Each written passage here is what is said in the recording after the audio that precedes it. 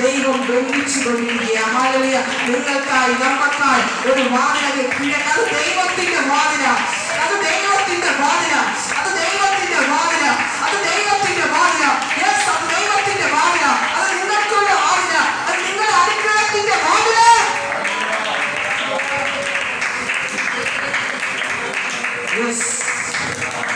അത് തുറക്കും, അത് തുറന്നിരിക്കും. പിശാച് എവിടേക്കോ പോകെ, എവിടേക്കോ തകർക്കാൻ നോക്കി, ദൈവം തകർത്തുകൊണ്ടിരിക്കുന്നു. ഈ വചനം പറയുമ്പോൾ ചില പിശാചിന്റെ മുദ്രകൾ 4 ദിക്കിൽ നിന്നും പൊട്ടും. അനുഗ്രഹത്തെ മൂടി വച്ചിരിക്കുന്നത് അസമാധാനം കൊണ്ടിട്ട്, വെറുപ്പുകൾ കൊണ്ടിട്ട്, അന്യായ ബന്ധനങ്ങൾ, ആമേ സഭയ്ക്ക് വിരോധമായി, ആമേ ആരാധനയ്ക്കും വിടുതലിന്, ആമേ രോഗശാന്തിക്കും ഭൂതശാന്തിക്കും തടസ്സം ചെയ്ത പൈശാചിക മുദ്രകൾ അവൻ അഴിച്ചുകൊണ്ടിരിക്കുകയാണ്.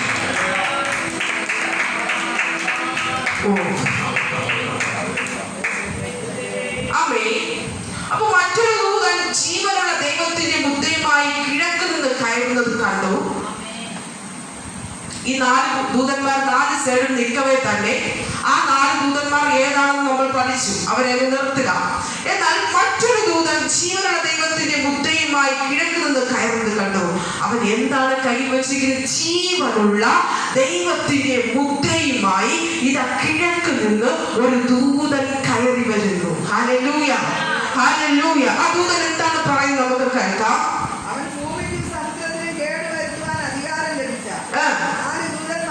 അപ്പോ ഈ ആദ്യം പറഞ്ഞ ഭൂമിക്കും സമുദ്രത്തിനും കേടുവരുവാൻ അധികാരം ലഭിച്ച ഈ 4 ദൂതന്മാരോട് ഈ കിഴക്കേ വാതിലൂടെ കടന്നു വന്ന ദൈവത്തിന്റെ ദൂതൻ പറയുകയാണ്, നമ്മുടെ ദൈവത്തിന്റെ ദാസന്മാരുടെ നെറ്റിയിൽ ഞങ്ങൾ മുദ്രയിട്ട് കഴിയുവോളം ഭൂമിക്കും സമുദ്രത്തിനും വൃക്ഷങ്ങൾക്കും കേട് വരുത്തരുതെന്ന് അവൻ ഉറക്കെ നിലവിളിച്ചു. ഹല്ലേലൂയ. ഒന്നിങ്ങോട്ട് ശ്രദ്ധിക്കണമേ. ഇത് ആ കേറി വരുന്നവൻ അവൻ വെറുതെ വരുന്നതല്ല. ഈ കേറി വരുന്നവൻ അവൻ ചില ദാസന്മാരെ മുദ്രയിടുവാൻ വേണ്ടി വരികയാ. ഹല്ലേലൂയ. ഈ ദാസന്മാരെ മുദ്ര വയ്ക്കാൻ വേണ്ടി വരികയാ. എന്നിട്ട് പറയുകയാണ്, നിങ്ങൾ ഈ ഭൂമിയിൽ കേട് വരുത്തുവാൻ വന്ന ദൂതന്മാരാണ്, എന്താ ഞാൻ മുദ്രയിടുന്നത് വരെ. ഹല്ലേലൂയ. നിനക്ക് ഒരു അധികാരവും ഇല്ല എന്ന് പിശാചോട് പറയുക. ഇത് നിങ്ങൾ മറന്നു പോകരുത്, മാറിപ്പോകരുത്. ആമേ ഒരു മഹാ ഉപദ്രവ കാലഘട്ടത്തിലേക്ക് ആമേ പോകുന്ന നാളിലാണ് ഈ മുദ്രയുമായി കടന്നത്. കാരണം ആദ്യ മുദ്രയേറ്റവർ അങ്ങ് സ്വർഗത്തിൽ പോയി. ഹല്ലേലൂയ. കാരണം കാഹളം കേട്ട് നിങ്ങൾ മാറിപ്പോകരുത്. ആ കാഹളം കേട്ട് മാറിപ്പോയി. എന്നാൽ ഈ മഹോപദ്രവത്തിലേക്ക് ആയിരിക്കുമ്പോൾ ഇതിനകത്താണ് മറ്റൊരു ദൂതൻ കിഴക്കേ വാതിലൂടെ എന്ന് പറയുകയാണ്, എനിക്ക് ചിലരെ മുദ്ര ഇടുവാനുണ്ട്. ആ മുദ്ര ഞാൻ ഇടുന്നത് വരെ നീ ഒന്നിനും കേടുവരുത്തരുത്. കാരണമുണ്ട്, പിന്നെ നീ മുദ്ര ഇട്ട് കഴിഞ്ഞാൽ പിന്നെ നീ കേട് വരുത്തിയാൽ അവർക്ക് ഏക്കത്തില്ല. ഹല്ലേലൂയ. അവരെ തൊടാൻ പറ്റത്തില്ല. കേറി വരുന്ന പിശാചിന് ഈ മുദ്ര ഇട്ടവരെ തൊടാൻ പറ്റത്തില്ല. ഹല്ലേലൂയ. അതുകൊണ്ടാണ് ഞാൻ പറഞ്ഞത്, ആദ്യമേ നിങ്ങൾ എങ്ങനെ സൂചിപ്പിച്ചത്, ഇനി ഒരു മഹോപദ്രവ കാലഘട്ടത്തിൽ ഒരു മുദ്ര ഏറ്റപ്പെട്ട ഒരു ജനമുണ്ട്. അത് ദൈവം സ്നേഹിക്കുന്ന ഇസ്രായേൽ ഗോത്രക്കാർ. അവരെ ഇവിടെ വർണ്ണിച്ചിരിക്കുന്നത് എങ്ങനെയാണ്? ദാസന്മാർ. ഹല്ലേലൂയ. അവർ ഭൂമിക്കും സമുദ്രത്തിനും കേടുവരുത്തുവാൻ അധികാരം ലഭിച്ച 4 ദൂതന്മാരുടെ നമ്മുടെ ദൈവത്തിന്റെ ദാസന്മാരുടെ നെറ്റിയിൽ. ഹല്ലേലൂയ. നമ്മുടെ ദൈവത്തിന്റെ ദാസന്മാർ. കാരണം ഈ ദാസന്മാരെയാണ് ദൈവത്തിന് ഈ ആവശ്യം. Hallelujah, hallelujah. എന്നാൽ നമ്മൾ ചോദിക്കും, ഇനി ഒരു സുവിശേഷം, ഒരു മഹാ ഉപദ്രവ കാലഘട്ടത്തിൽ ഇനി ഒരു സുവിശേഷം ഉണ്ട്. നാം പഠിച്ചു വന്നത്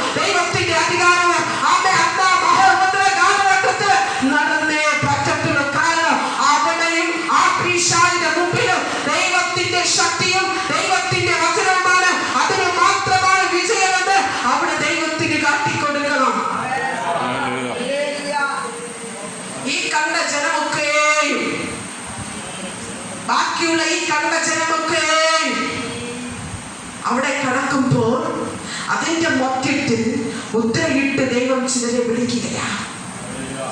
എന്തിനു വേണ്ടിയെന്നറിയാമോ? തന്റെ ദൈവത്തിന്റെ രാജ്യവും തന്റെ ദൈവത്തിന്റെ സുവിശേഷവും അവിടെ ഘോഷിക്കുവാൻ വേണ്ടി. ദൈവത്തിന്റെ ആലയത്തെ യഥാർത്ഥ സഭകളില്ല. എല്ലാ ആദ്യം അത്യാവശ്യത്തിനൊക്കെ എടുത്തു. എന്നാൽ ദൈവത്തിന്റെ പ്രവചനമായ ദേവാലയത്തെ അന്ന് ആ ജനത്തിനെ കൊണ്ട് ആ ജനത്തിന്റെ മധ്യത്തിൽ അവൻ ദൈവത്തിന്റെ അവിടെ പണിയണം. ഹല്ലേലൂയ. ശക്തിയോടെ ഒന്നുകൂടെ വായിച്ച ഒന്നുകൂടെ വായിച്ചേ. മറ്റൊരു ദൂതൻ ജീവനുള്ള ദൈവത്തിന്റെ മുദ്രയുമായി കിഴക്ക് നിന്ന് കയറുന്നത് ഞാൻ കണ്ടു. അവൻ ഭൂമിക്കും സമുദ്രത്തിനും കേടുവരുത്തുവാൻ അധികാരം ലഭിച്ച 4 ദൂതന്മാരോട് നമ്മുടെ ദൈവത്തിന്റെ ദാസന്മാരുടെ നെറ്റിയിൽ ഞങ്ങൾ മുദ്രയിട്ട് കഴിയുവോളം ഭൂമിക്കും സമുദ്രത്തിനും വൃക്ഷങ്ങൾക്കും കേടുവരുത്തരുതെന്ന് ഉറക്കെ വിളിച്ച് പറഞ്ഞു.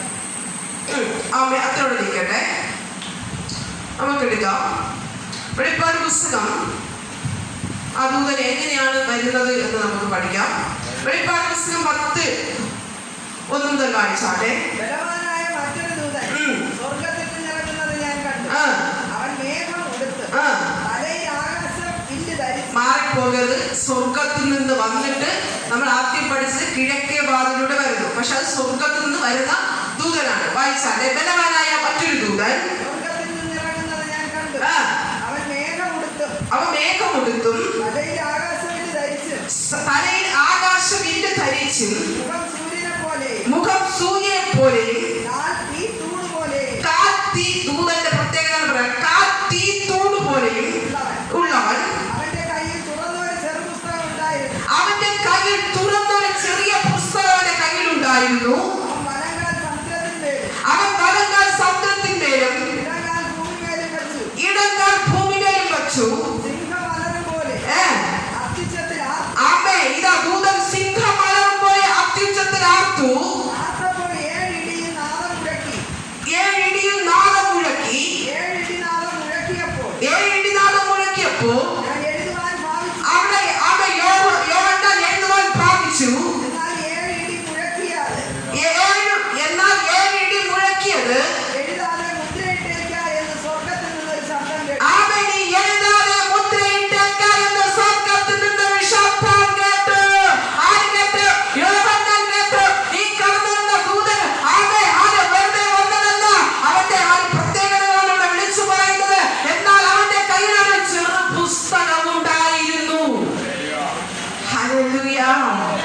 മാറിപ്പോകരുത്. ഇത് രണ്ടും തമ്മിൽ കൺഫ്യൂഷൻ വരരുത്. ദൂതന്മാർ തമ്മിൽ കൺഫ്യൂഷൻ വരരുത്. ഈ ദൂതൻ എങ്ങനെയാണ് വരുന്നത്? പ്രത്യേക കയ്യിലൊരു പുസ്തകമുണ്ട്. എന്നാൽ 7 ഇടി മുഴക്കി ഏഴാമത്തെ എഴുതാതെ മുദ്രയിട്ടേക്ക എന്ന് സ്വർഗത്തിൽ നിന്ന് ഒരു ശബ്ദം കേട്ടു. ഹല്ലേലൂയ. നീ എഴുതേണ്ട, ഇതാ ആദ്യം മുദ്രയിടാൻ പറയുക. ഈ ദൂതനും ആ ദൂതനും തമ്മിൽ യാതൊരു വ്യത്യാസമില്ല. എന്നാൽ ഇവിടെ പറയുന്നു അവന്റെ കയ്യിൽ ഒരു ചെറു പുസ്തകമുണ്ട്. മുദ്ര മാത്രമല്ല അവിടെ കൈമാറുന്നത്, എന്തോ ഒരു പുസ്തകം കൈമാറുക. വെറും ഒരു പുസ്തകമല്ല അവിടെ കൈമാറുന്നത്. ദൈവത്തിന്റെ ഇനിയൊരു മഹോത്തര കാലഘട്ടത്തിൽ യെരൂശലേം ദേവാലയത്തിന് വേണ്ടതായ സകല വചനങ്ങളെയും സകല അടിസ്ഥാന ഉപദേശങ്ങളെയും ആ ദൂതന്റെ കയ്യിൽ ഇരിക്കുന്ന ആ ചെറു പുസ്തകത്തിനകത്തുണ്ട്. ആർക്ക് കൊടുക്കാൻ? മുദ്രയിടപ്പെട്ട ദൈവദാസന്മാർക്ക്. ആരാകുന്നു? ഇസ്രായേൽ ഗോത്രക്കാർക്ക്. ഹല്ലേലൂയ. ദൈവ സ്വർഗ്ഗത്തിൽ നിന്ന് ദൂതനെ അയച്ചിട്ട് അവന്റെ കയ്യിൽ വചനം പറയുന്നു. വെളിപ്പാട് പുസ്തകത്തിലെ ഭവനത്തിൽ ചെന്ന് വ്യക്തമായി വായിച്ചേക്കണം. അവന്റെ കയ്യിൽ ഒരു ചെറിയ പുസ്തകമുണ്ട്. ഇടി മുഴക്കം കേട്ടു. എന്നാൽ അവിടെ വിളിച്ചു പറയുന്നു മുദ്രയിട്ടേക്കാം. ഹല്ലേലൂയ. എന്നോട് ആത്മാവ് ഇങ്ങനെ പറയുന്നു. അവർക്ക് വേണ്ടുന്നുള്ള ചട്ടങ്ങളും നിയമങ്ങളും വചനങ്ങളെയും ഈ കാലഘട്ടത്തിൽ, ഒരു മഹോത്തര കാലഘട്ടത്തിൽ ഇവിടെ വചനം ദൈവം കൊടുക്കുകയാണ്. മുദ്ര മാത്രമാണോ ഇട്ടത്? മുദ്ര മാത്രമല്ല ഇട്ടത്, ഒരു ചെറു പുസ്തകം അവന്റെ എന്തോ ഒരു നിയമപ്പെട്ടകം അവർക്ക് കൈമാറും. ഹല്ലേലൂയ. ഹല്ലേലൂയ. മറന്നു പോകരുത്. മഹോത്തര കാലഘട്ടത്തിലേക്ക് ആവശ്യമായ എന്തോ ഒരു നിയമപ്പെട്ടക, യെരൂശലേം ദേവാലയത്തിന് ആവശ്യമായ എന്തോ ഒരു നിയമപ്പെട്ടക, യുദ്ധത്തിന് ആവശ്യമായ എന്തോ ഒരു നിയമപ്പെട്ടക എന്റെ ദൈവ ദൂതൻ മുഖാന്തരം അവൻ തന്റെ മുദ്രയിടപ്പെട്ടവർക്ക് ദൈവം കൊടുക്കുക. അതിനുവേണ്ടി തെരഞ്ഞെടുക്കപ്പെട്ട ജനം ഇസ്രായേൽ ജനം, അതിനുവേണ്ടി തെരഞ്ഞെടുക്കപ്പെട്ട ഗോത്രം ഇസ്രായേൽ ഗോത്രം. തന്റെ സ്വന്തം ജനം, താൻ സ്നേഹിക്കുന്ന തന്റെ സ്വന്തം ജനത്തിന് ദൈവദാസന്മാരായി തെരഞ്ഞെടുക്കുക. ദൈവദാസന്മാരായി തെരഞ്ഞെടുക്കുക. ദൈവത്തിന്റെ അഭിഷിക്തന്മാരായിട്ട് ഒരു മഹാമുദ്ര കാലത്ത് യുദ്ധം ചെയ്യുക. ഒരുപക്ഷെ നാം പഠിച്ചു വന്നതുപോലെ അല്ല, അല്ലേ? നാം കേട്ട് വന്നതുപോലെ. നമ്മൾ കേട്ടത് ഇതിന് ഒരു മഹാമുദ്ര കാലഘട്ടത്തിന്റെ ഒരു സുവിശേഷം ഇല്ലായിരുന്നു. പക്ഷേ വെളിപ്പാട് പുസ്തകം ആത്മാവിൽ വെളിപ്പാട് ദർശിച്ചു വായിക്കുമ്പോൾ അവൻ ഈ ദൂതൻ കൈമാറുന്നത് ഇസ്രായേൽ ഗോത്രക്കാർക്കാണ്. ആ ചെറു പുസ്തകം അവർക്കുള്ള സന്ദേശ അടിസ്ഥാന ഉപദേശങ്ങളാണ്. അന്ന് മോശയിൽ ഏൽപ്പിച്ചതുപോലെ, സീനായി മലയിൽ മോശയ്ക്ക് കൊട്ടതുപോലെ ഇവിടെ ഇസ്രായേൽ ഗോത്രത്തിന് ഒരു മഹാ ഉപദ്രവ കാലഘട്ടത്തിന് ദൈവം കൈമാറുകയാണ്. ദൂതനിലൂടെ കൈമാറുകയാണ്. വിശ്വസിക്കണം. ഹല്ലേലൂയ. എന്തിനെന്നറിയാമോ? അത് ഈ മഹാപുത്ര കാലഘട്ടത്തിലും ഇത്രയും പിശാച് ആദ്യ ജനത്തിനെ ഉപദ്രവിക്കുമ്പോൾ, അവന്റെ ന്യായവിധിക്ക് വിധിക്കുവേണ്ടി യുദ്ധം ചെയ്യുമ്പോൾ ദൈവത്തിന്റെ വചനമാണ് സത്യമെന്നും യേശുവാണ് സത്യമെന്നും അവരുടെ ദൈവത്തിന് വെളിപ്പെടുത്തിയേ മലയാളത്തില് ജാതികളുടെ മുമ്പില്, ദേശക്കാരുടെ മുമ്പില്, അവരുടെ രാജാക്കന്മാരുടെ മുമ്പില്, വംശക്കാരുടെ മുമ്പില്, ഗോത്രക്കാരുടെ മുമ്പില് എന്റെ ദൈവം സകല വംശത്തിനുള്ളത് എന്റെ ദൈവത്തിന് വെളിപ്പെടുത്തിയേ മലയാളത്തില് അവസാനം വരെയാണ് ദൈവം യുദ്ധം ചെയ്യും. ഹല്ലേലൂയ. നിന്നോട് ആദ്യ പിശാചിനോട് അവസാനം വരെ യുദ്ധം ചെയ്യ്. നീ ദൈവത്തിലേക്ക് മടങ്ങി വാ. തെറ്റിപ്പോയ ദൈവസന്നിധിയിലേക്ക് മടങ്ങി വാ. അവൻ വിളി കേട്ടിട്ട് കേൾക്കാതിരിക്കുന്നവർ മടങ്ങി വാ. ഈ കഷ്ടതയെ നേടിയെടുക്കാൻ പറ്റുന്നില്ല. അന്ന് ആ കഷ്ടതയിൽ പിശാച് കൊടുക്കുന്ന ദണ്ഡനത്തിൽ എത്ര പേർക്ക് കയറി വരാൻ കഴിയും? ഹല്ലേലൂയ. ശക്തിയോടെ, ബലത്തോടെ. ആമേൻ. ഇത് നമുക്ക് പിന്നീട് പഠിക്കാം. അത് 5 ഒന്നുകൂടി വായിച്ചു. 10:5.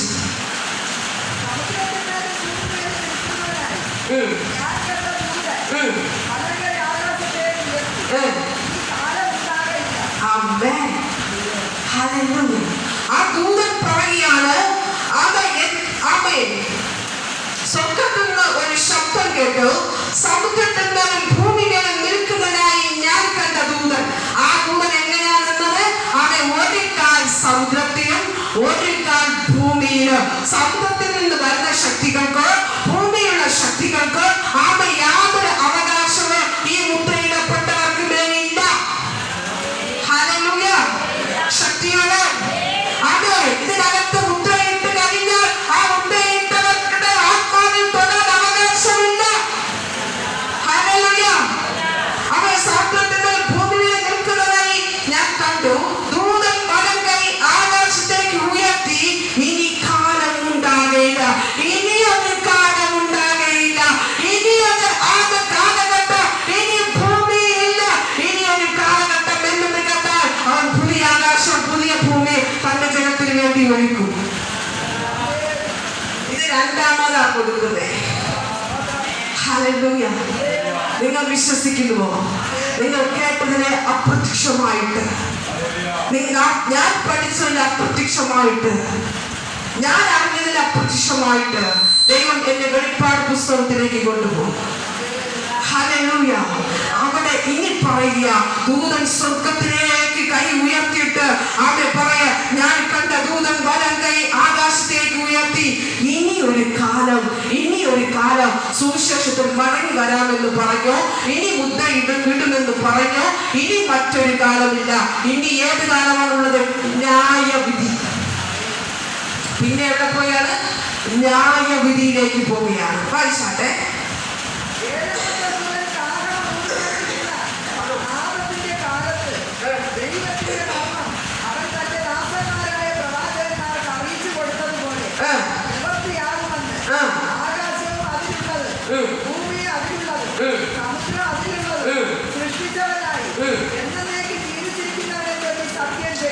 നമ്മുടെ യേശുവിനെ ചൊല്ലി ആ പ്രവചിച്ചത് നിവർത്തീകരണം വരുത്തുന്നതിന് വേണ്ടിയിട്ട് അവിടെ സത്യം ചെയ്യുന്നു.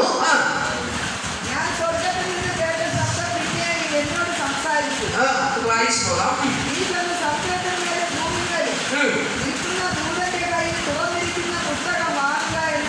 ആ പുസ്തകം നീ വാങ്ങുക.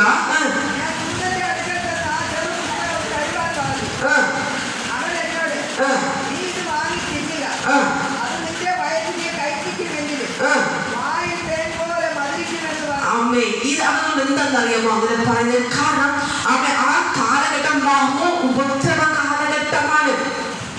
ഈ വചനം അന്ന് പ്രാപിക്കുവാനോ ഈ വചനം അന്ന് നേടിയെടുക്കുവാനോ ആരും ഈ പിശാചിനെ എത്രത്തോളം ഉപദ്രവിക്കുമ്പോൾ, ഈ പിശാച് എത്രത്തോളം നമ്മളെ അടിമയാക്കുമ്പോൾ ആരും അത് സ്വീകരിക്കാൻ തയ്യാറാകത്തില്ല. അപ്പോഴും വചനം പറയുന്നു, ഈ ജനം ദൈവത്തോട് പുറക്കുക തന്നെ ചെയ്യും. അന്ന് ഈ വചനം ദൈവദൂതനെ കൊടുത്ത ആ വചനം അവർ പ്രാപിക്കുവാനോ അതവർക്ക് കേൾക്കുവാനോ അതിനെ പ്രാപിച്ചത് ഭക്ഷിപ്പാനോ അവർ തയ്യാറാകുന്നില്ല. അത് അത്രത്തോളം കൽപ്പാകുന്നു, അത്രത്തോളം പ്രതികൂല. അന്ന് ആ വചനം പ്രാപിക്കുവാനോ ആ വചനം കേൾപ്പാനോ അത് അനുസരിപ്പാനോ ഓരോ മുദ്ര ഇടുവാനോ അത് അധികാരം പ്രാപിച്ച് ഓരോ മറ്റുള്ളവരെ മുദ്ര ഇടിപ്പാനും ഈ വചനം കൊണ്ടേ സാധിക്കുന്നു, ഈ പുസ്തകം കൊണ്ടേ സാധിക്കുകയുള്ളൂ. ഹല്ലേലൂയ. എന്നാൽ അത്രത്തോളം എന്തുണ്ട്? കയ്പുണ്ട്. ഈ പുസ്തകം തന്നെ, നമ്മുടെ ഈ വേദ പുസ്തകം തന്നെ അതിനകത്ത് പഠിപ്പിക്കുന്നതും അതിനകത്തേക്ക് നാം ആഴത്തിലേക്ക് ഇറങ്ങുമ്പോൾ എല്ലാവരും പറഞ്ഞ് എനിക്ക് പറ്റത്തില്ല. കാരണം ജനത്തെ പിടിച്ചു നിൽക്കാൻ പറ്റുന്നില്ല. എന്നാൽ ഹല്ലേലൂയ അത് വായിച്ചാട്ടെ.